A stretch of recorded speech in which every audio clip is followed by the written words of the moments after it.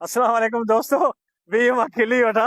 असां हिन वक़्तु हेठि जमड़ाऊ ते मौजूदु आहियूं। हेठि जमड़ाऊ ते तव्हांखे फ़र्क़ु ॾेखारींदासीं त ओल्ड जमड़ाऊ में केतिरो पाणी आहे ऐं न्यू जमड़ाऊ में केतिरो पाणी आहे। फ़र्क़ु इन जे करे आहे त न्यू जमड़ाऊ ते ज़रदारी साहिब जूं ॿॾियूं आहिनि, फरियाल टालपुर जूं ॿॾियूं आहिनि। हे अथव ओल्ड जमड़ाऊ जे मज़ो फीडर शाख बि निकिरे थी, सदड़ शाख बि निकिरे थी ऐं उन जा तव्हांखे ॾेखारींदासीं मंज़र त उन जो दरवाज़ो हिकिड़ो थो हले।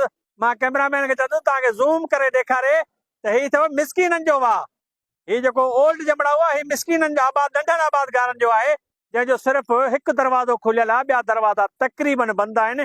ऐं मां हाणे वरी हलंदुसि न्यू जमड़ाऊ ते जेको ज़रदारी साहिब जो आहे, उन जा टोटल दरवाज़ा खुलियल आहिनि। अचो तव्हांखे ॾेखारियो।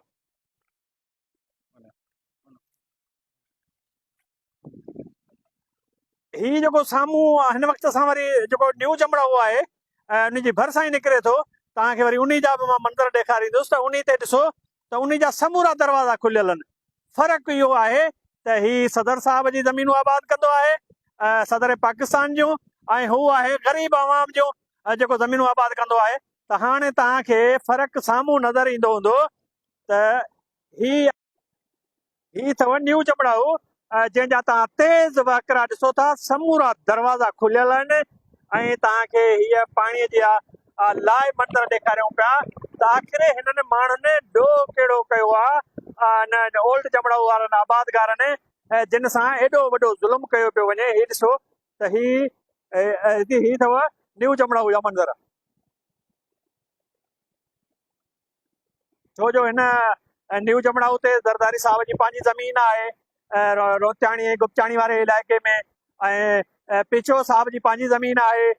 सिर्फ़ु उन्हनि वाहन खे पाणी ॾिनो वियो आहे जिन ते हिननि जूं पंहिंजूं ज़मीनूं आहिनि। ऐं तव्हांखे ओल्ड जमड़ाऊ जा बि मंदर मां ॾेखारिया, जंहिंजो हिकिड़ो दरवाज़ो खुलियल हो, पर न्यू जमड़ाऊ जा समूरा दरवाज़ा खुलियल आहिनि। हीउ हितां जे माण्हुनि नंढनि आबादगारनि सां ज़ुल्म न आहे। मां उन्हनि आबादगारनि खे ॿुधाइणु चाहियां थो, तव्हां इलेक्शन में टपा त ॾियो था, इलेक्शन में तव्हां वोट ॾेई हिन खे कामयाबु कयो था, उन जो सिलो हिन वक़्तु तव्हांखे इहो मिले पियो त जेको हुकूमती धुर सां वास्तो रखंदड़ जंहिंजूं ज़मीनूं आहिनि उन्हनि खे पाणी मुकमल तौर ते समूरा दरवाज़ा खुलियल आहिनि। तव्हां हीउ मंदर ॾिसो त हीउ समूरा दरवाज़ा खुलियल आहिनि ऐं पाणी जा वहकरा तव्हांजे साम्हूं आहिनि त केतिरा तेज़ वहकरा आहिनि पाणी जा। हीउ ॾिसो, ऐं तव्हांखे मां ओल्ड जमड़ाऊ बि ॾेखारियो त उन जे बिल्कुलु हिकिड़ो दरवाज़ो सो बि नॉर्मल खुलियल आहे।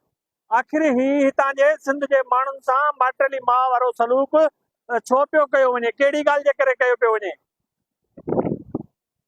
चाचा ॾे ख़बर भला, हे पाणी हुन ओल्ड जमड़ाऊ में पाणी कोन्हे को, ऐं जेको हीउ आहे न्यू जमड़ाऊ इन में पाणी सभु दरवाज़ा खुलियल आहिनि। तव्हां कीअं था ॾिसो? वॾेरा आहिनि इन जे करे आहिनि त सभु सिंध जा माण्हू। हीउ ज़ुल्म न आहे आबादगारनि सां?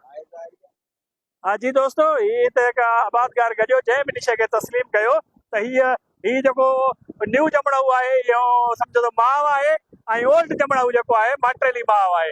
तो फ़र्क़ु तव्हांजे साम्हूं आहे। पाणी तव्हांखे ॾेखारींदासीं त माशाल्लाह पाणी बि तमामु घणो पाणी आहे, पाणी जा वहकरा बि तेज़ आहिनि हिन वक़्तु हेठि जमड़ाऊ ते। पर फ़र्क़ु ॾिसो त केतिरो आहे, माण्हुनि सां ज़ुल्म ॾिसो त केतिरो आहे। हीउ नाक न आहे माण्हुनि सां, हितां जे माण्हुनि सां त जेको माना हिकु वाह ॿई वाह गॾनि त ॿिन्ही खे पाणी हिकु जहिड़ो ॾिनो वञे। ऐं जंहिं वाह मज़ा ओल्ड जमड़ाऊ मज़ा जंहिं मज़ा लुंडी शाख आहे, फीडर शाख आहे या ॿियूं शाखूं जेके बि निकिरनि थियूं, उन्हनि खे 15-15 ॾींहं पाणी नथो ॾिनो वञे। ऐं हिकिड़ी त अहिड़ी शाख बि आहे असां वटि फीडर शाख जंहिंखे 6 महीना थिया आहिनि पाणी कोन आयो आहे, जंहिंजा आबादगार सरापा एहतजाज आहिनि सिर्फ़ु इन जे करे त हुन ते सभु निंदणका आबादगार आहिनि।